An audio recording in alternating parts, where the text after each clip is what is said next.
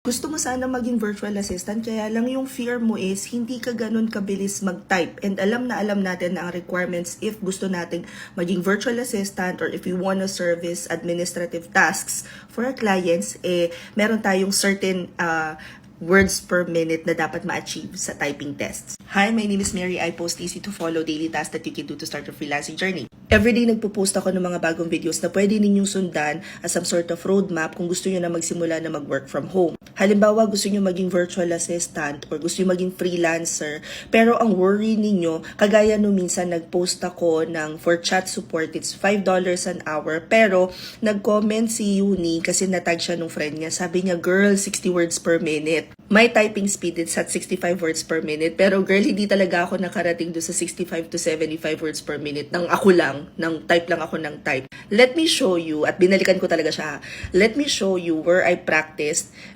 Website ito where you can train your typing absolutely free. By the way guys, this is task number 49 already for 364-day challenge. Kung hindi pa kayo nakakasunod, that is okay. All you have to do is go to my profile, tapos pwede nyo i-click to or pwede nyo i-click yung link sa bio ko. I-follow nyo na rin ako, baka naman. Kung nasa Instagram ko naman kayo, pwede nyo i-click to. And I also have 2 Facebook pages na pinopost ko to. So check nyo na lang yung caption kung sa Facebook nyo siya napanood. I'll also try and post it here sa aking YouTube account. But if you're looking for videos, free training materials, it's actually on this YouTube page. Pag naklik nyo na yung link sa bio ko, makikita nyo tong page na to, i-click nyo lang 364-day challenge. It will open this page, tapos nandyan na kada task number hanggang sa pinakang baba, i-click nyo lang yan, tapos mapapanood nyo na yung assigned video for that day. Anyway, going back, so if you guys are not yet confident sa inyong typing skills, you can go to typingtest.com/trainer. Tapos makikita nyo na to. Dito sa side, pag tinik nyo typing courses, lalabas ng lahat to. Ito ay 20 minutes per, siguro parang 20 minutes siya per session. Pagkatapos, lahat na nandyan. And this is a free online tutor for everyone, especially sa typing. So, meron dyan mga skill test. At saka, pag clinic nyo to, so kare, mag-start kayo sa lesson 1. Lalabas na tong page na to. Tapos dito makikita ninyo, sinimulan ko nga ulit siya. So, meron siya mga simulator that will definitely help you. Sobrang ganda nitong website na to when it comes to typing kasi ang dami-dami niyang simulation. So, mapapractice mo talaga yung positioning ng daliri mo when you are typing. So, halimbawa ako, sisimulan ko na tong try typing simple words. Gagawin ko lang yung task na to. Nandyan na din yung instruction. So, pag clinic ko to, pack. Ayan na, makikita nyo na yung positioning and all. Meron din siya mga skill assessment na kagaya nito which totally helps just for you to see kung ano na yung status mo, ano yung current na typing speed mo, and mai-improve mo rin from your scores here.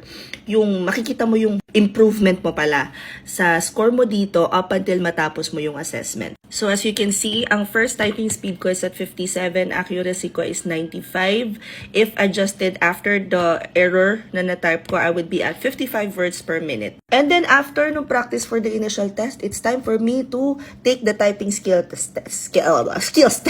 When I took the assessment, it says here my current typing speed is at 56, accuracy is 97%, and after removing or deducting yung error ko sa tinype ko, my current speed is at 54 words per minute. For my motoric, 1 warm-up, 164 hits, 9 miss, 94% accuracy. Sobrang nakakatuwa to kasi it reminds me of yung mga ergonomic ways of typing, paano yung proper placement ng daliri mo para mas ma-hit mo ng tama yung keys. And it did help me back when I know I was applying for, ito yung kauna-unahan kong work as a freelancer, chat and email support. I went to this website. Hindi pa siya ganito ka-sophisticated yung interface, but very similar na yung lessons. Tapos dito talaga ako nag-practice. Guys, I want you to document your journey ha. Medyo nakakasawa to kasi mahaba yung mga lessons. Para mga 20 minutes each yata for each lesson. But Tsagain nyo lang siya guys kasi marami kayong matututunan. Plus, ang pinakang gusto ko dito, since kinesthetic learner ako, diba? Meron siyang mga practice.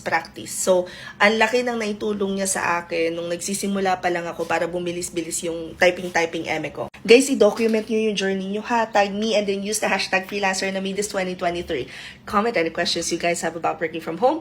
follow for more work from home chismis. Bye!